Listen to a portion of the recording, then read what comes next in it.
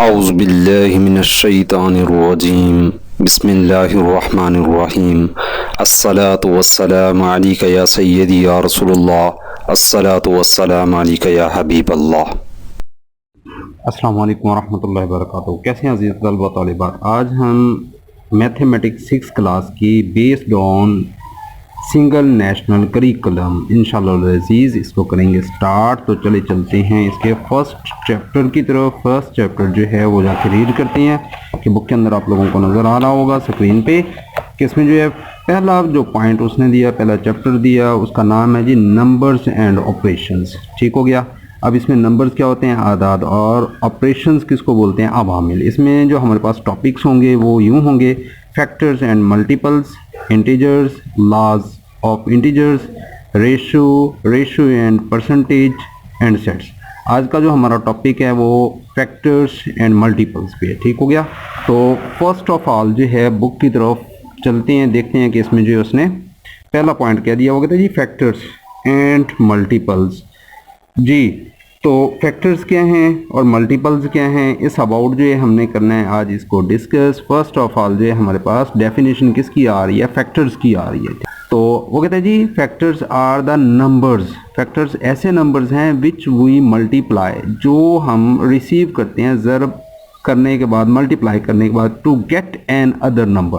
जो हमें जो है मल्टीप्लाई होने के बाद एक नया नंबर मिलता है उसको हम क्या कह देते हैं? Product or total. वो जो है हमारे पास यानी प्रोडक्ट होगा या फिर जो है हमारे पास टोटल होगा। अब एग्जांपल है हमारे पास नीचे उसने जो है कुछ बॉल्स दी हुई हैं। ठीक है जी। अगर गौर से देखें तो 1 2 3 4 5 6, पहली लाइन में 6 हैं, दूसरी लाइन में 6 हैं, तीसरी लाइन में कितने हैं? 6 हैं। तो हमारे पास नंबर जो है ऑफ फैक्टर्स वो टोटल कितने हैं? 6 हैं। अगर हम उसको मल्टीप्लाई कर देते हैं, लाइन चेक करें कितनी है? 1 2 3, 3 लाइन से अगर हम लोग उसको मल्टीप्लाई करते हैं तो हमारे पास आंसर क्या आ जाता है? 18। अब ये जो 18 आया है ये क्या है? प्रोडक्ट। और ये जो फर्स्ट सेकंड थर्ड है ये क्या है? ये फैक्टर्स हो गए। क्लियर हो गया। अब नेक्स्ट जो है नेक्स्ट चल के रीड करते हैं। इसने एक साइड पे जो है एक एग्जांपल दी हुई है। वो कहते हैं metro bus arrives in every 180 seconds and N orange train arrives in every 360 seconds near Hailey College. Then after how much time both bus and train will arrive all together? वो कहते हैं कि अगर एक मेट्रो बस हर 130 second में और orange train जो है हर 360 सेकंड में हेली कॉलेज के करीब पहुंचती है तो बस और ट्रेन दोनों एक साथ जो है कितने वक्त के बाद पहुंचेंगे? ठीक है जी। तो चलें चलते हैं इसके सोल्यूशन की तरफ। सोल्यूशन के अंदर जो है मैंने टाइम को सेव करने की खातिर पहले से स्टेटमेंट लिखी क्या हमारे पास जो है a metro bus arrives near Hailey college, कि एक मेट्रो बस जो है वो हेली कॉलेज के पास पहुंचती है कितने टाइम में? 160 सेकंड्स के अंदर। ठीक हो गया। और एन ऑरेंज ट्रेन, और जो ऑरेंज ट्रेन है अराइव्स पहुंचती है नियर हेली कॉलेज कितने टाइम में? 360 सेकंड्स के अंदर। हमने क्या करना है? इसको अरेंज करके यहाँ पे लिख देना है कि पहले हमारे पास है 180 और फिर है हमारे पास 360। क्लियर हो गया। तो इसको जो है इस शेप में लिखेंगे और एलसीएम इसका लेंगे जी। 2 का टेबल पढ़ेंगे। 2 का टेबल जब हम पढ़ते हैं तो 2 9 दा 18, 2 0 0, फिर 2 1 दा 2, रिमाइंडर आ गया हमारे पास यहाँ पे 1। तो यहाँ पे जैसे ही हम सॉल्व करते हैं तो 2 8 दा 16, 2 0 0 जी। अगेन 2 का टेबल स्टडी करेंगे। 2 4 दा 8, रिमाइंडर 1 आ गया तो यहाँ पे हो गया 10। तो 2 5 दा 10, अब 2 9 दा 18, 2 0 0, अगेन 2 का टेबल पढ़ेंगे तो ये 45 सेम नीचे आ जाएगा क्योंकि इस पे नहीं जाता। तो 2 4 दा 8, रिमाइंडर 1 आ गया। तो जब 1 है तो 2 5 दा 10 हो गया। अब यहाँ पे जो है हमारे पास आ जाएगा 3 का टेबल।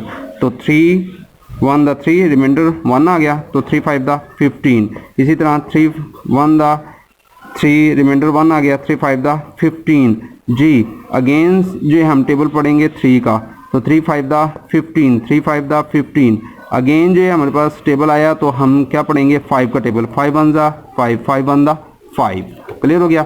इस तरह से जो है हमारे पास 5 1 दा 5, 5 1 दा 5। इस तरह से जो है हमारे पास ये जो है टोटल आप उसके पास जो है इसके फैक्टर्स आ जाएंगे। अब करना क्या है, अब हमने एलसीएम फाइंड करना है, तो हम क्या करेंगे जी, हम जाके लिखते हैं कि एलसीएम इज इक्वल टू क्या होता है जी, product of all factors are डिवीयर, यानी ये सारे तकसीम करने वाले हिस्से हैं, तो इनको जो है यहाँ पे जाके लिखेंगे। हमारे पास पहला डिजिट है 2, फिर है जी 2, फिर 2, और उसके बाद थर्ड टाइम 2 है, फिर 3, और उसके बाद है जी हमारे पास क्या 5। क्लियर हो गया। अब इनको आपस में करें multiply, 2 to the 4, 4 to the 8, 8 3 the 24, 24 हमारे पास आया, मल्टीप्लाई 3 5 द 15। क्लियर हो गया। अब अगर हम इसको मल्टीप्लाई करके देखते हैं तो देखते हैं कि हमारे पास आंसर क्या आता है जी। अगर हम डायरेक्ट टेबल पढ़ते हैं तो 15 4 द कितना होता है 60, तो रिमाइंडर क्या आ गया यहाँ पे 6 आ गया। 15 टू द 30, 30 और 6 टोटल कितना हो जाएगा 36। क्लियर हो गया। तो इस तरह से जो है हमारे पास जो प्रोडक्ट आया वो टोटल कितना आया 360 आ गया। क्लियर जी। ये हमारे पास टोटल सेकंड्स निकल आए हैं, जो कि उसने ऊपर पूछा तो हमने जो उसके total A to Z seconds निकाल लिए। अब इसको जो है एलसीएम को हम क्या करते हैं इन सेकंड्स के अंदर जो है, यानी हमारे पास टोटल कितने हैं 360 सेकंड्स हैं। क्लियर हो गया। हम इसको कन्वर्ट करना चाहते हैं मिनट के अंदर, तो हमें पता है कि 1 मिनट जो है वो किसके इक्वल होता है 60 सेकंड्स के। किसके कि 1 मिनट जो है हमारे पास हम लिखते हैं कि 1 मिनट इज इक्वल किसके 60 सेकंड्स के। क्लियर हो गया। तो हमने जो है इसको 60 पे जाके डिवाइड कर देना है। तो डियर स्टूडेंट्स गौर करें, 0 से 0 कट हो जाएगी, बाकी हमारे पास क्या आ जाएगा 36/6। अगर हम 6 का टेबल जो है स्टडी करते हैं पढ़ते हैं तो 6 1 ज़ा 6 और 6 6 ज़ा 36। इसका मतलब हमारे पास जो मिनट आए वो टोटल कितने आए, वो टोटल 6 मिनट्स आए। यानी इसका मतलब क्या है, वो जो मेट्रो बस है, ठीक है, और मेट्रो ट्रेन है, ये दोनों की दोनों जो है कितने टाइम में पहुंचते हैं 6 मिनट्स के अंदर जो है यानी अपने स्टेशन पे पहुंच जाती हैं। क्लियर हो गया जी। अब यहाँ पे जो उसने एक नेक्स्ट पॉइंट दिया, डिफाइन करें अ फैक्टर को। ठीक है, कि फैक्टर क्या होता है उसको आपने डिफाइन करना है। अब यहाँ पे जो है हमें उसने एक डिजिट दिया हुआ है 12।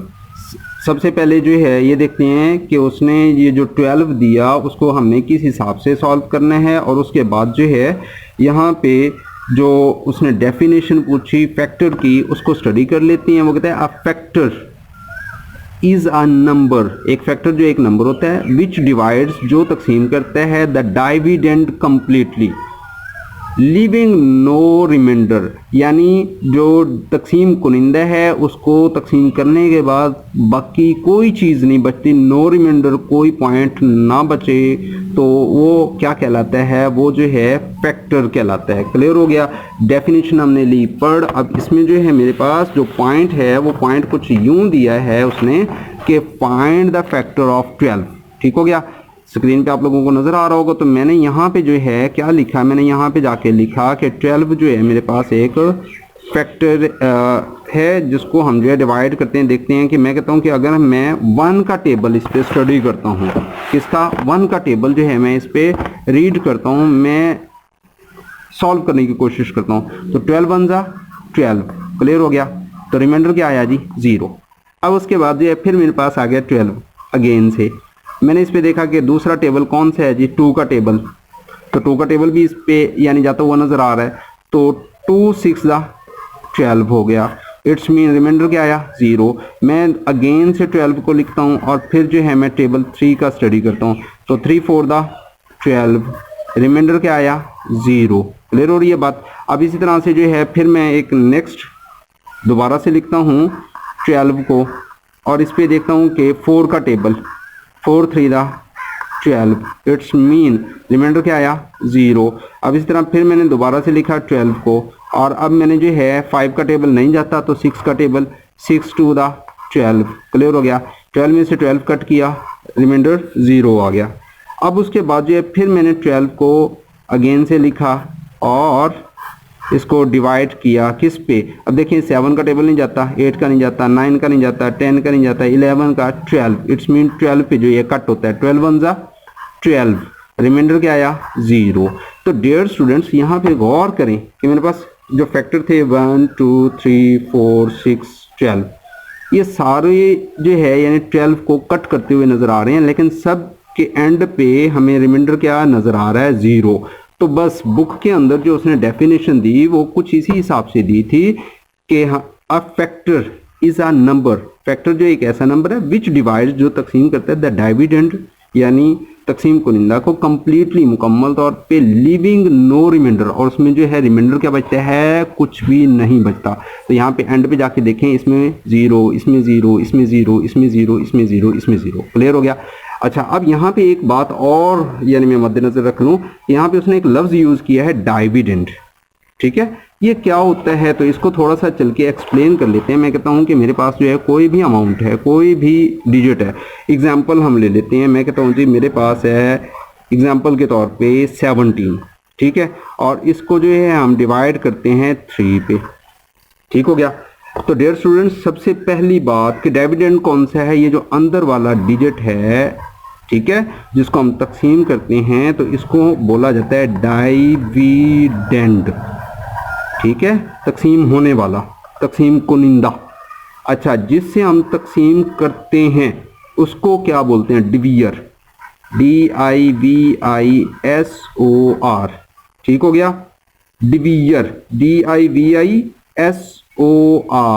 क्लियर। तो इसको जो है हम डिवीयर बोलते हैं।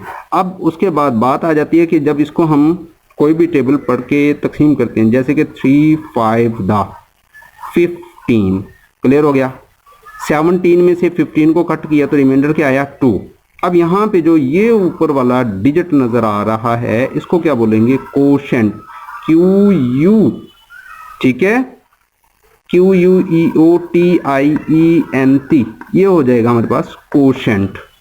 अब जो नीचे आप लोगों को नजर आ रहा है, ये क्या होगा, ये रिमाइंडर होगा, REMINDER, जिसको बोला जाता है बकिया, या इसको जो है दूसरे लफ्जों में बाकी बोला जाता है।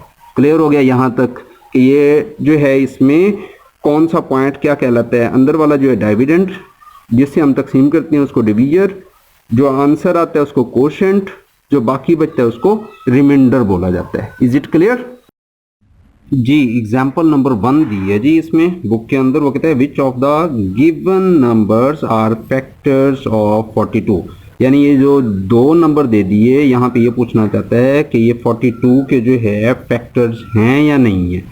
सॉल्यूशन की तरफ चलते हैं, चल के इसको सॉल्व करते हैं, देखते हैं जी इनका आंसर क्या आता है जी। 42 को लिखा मैंने पहले, ठीक है, और डिवाइड कर दिया मैंने किस पे, 3 पे। क्लियर हो गया। 3 1 दा 3 जी, 4 में से 3 को कट किया तो रिमाइंडर 1। ऊपर से जो 2 है वो सेम एज इट नीचे हमने लिखा। 3 का टेबल पड़ा, 3 4 दा 12। क्लियर हो गया। 12 में से 12 को कट किया तो बाकी 0। तो इट्स मीन जिसका आंसर 0 आ जाता है वो क्या होता है, वो फैक्टर होता है। क्लियर हो गया यहाँ तक जी। दूसरे नंबर पे जो है हमें जो पॉइंट दिया उसको जाके देखनी है। दूसरे नंबर पे है जी, वो कहते हैं कि 42 को अगेन डिवाइड करें किस पे, 5 पे। तो 5 का टेबल पढ़ेंगे, 5 8 दा कितना होता है, 40। ठीक है, तो 2 का 2 आ जाएगा, 4 में से 4 को कट करेंगे तो 0। इट्स मीन डियर स्टूडेंट्स, यहाँ पे गौर करें कि हमारे पास जो अमाउंट थी वो थी 42। 42 को जो है जैसे ही हमने सॉल्व किया तो इसमें जो कोशेंट है वो क्या आया, कोशेंट आ गया हमारे पास 14। ठीक है, ये आ गया हमारे पास रिमाइंडर। क्लियर।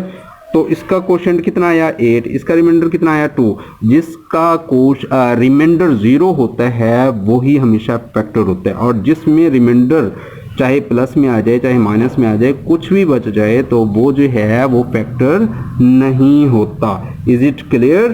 तो यहाँ पे जो है हम क्या लिखेंगे कि 3 इज द, यहाँ पे जाके नीचे इसका रिजल्ट में लिख देंगे कि 3 इज द फैक्टर ऑफ 42।